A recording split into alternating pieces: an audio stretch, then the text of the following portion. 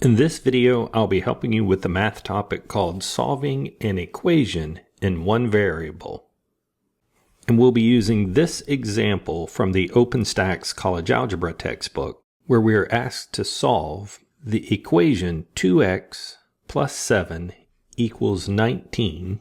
And we are also given the following how-to steps, which guide us through a process to isolate the unknown variable, so that we have x, if x is the variable, equal to some number. And we're given 4 steps, but told that there is no set order as the steps depend on what's being given. Number 1 says that we can add, subtract, multiply, or divide as long as we do so on both sides of the equal sign. And if we have parentheses, we can use distribution to remove those parentheses. We will ultimately need to isolate the variable on one side of the equation, and if the variable is multiplied by a coefficient in the final stage, we can multiply by the reciprocal to remove that coefficient. So coming back to this example, there are no parentheses, so we won't need to use number 2, but we can use addition, subtraction, multiplication, and division to isolate the variable as long as we do so on both sides.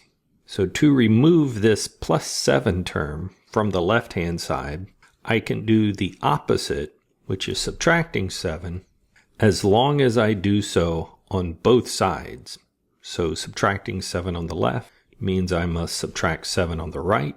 This cancels that term on the left-hand side, leaving me with just the 2x.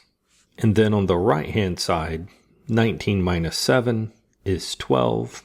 We now see that we have a coefficient in the final stage, so we can multiply by the reciprocal.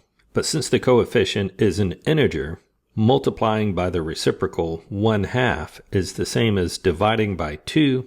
And as long as I divide on both sides, then the 2's will cancel on the left, leaving me with just the x.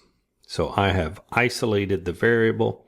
In the right-hand side, 12 divided by 2 is 6. We now have the form x equals some number.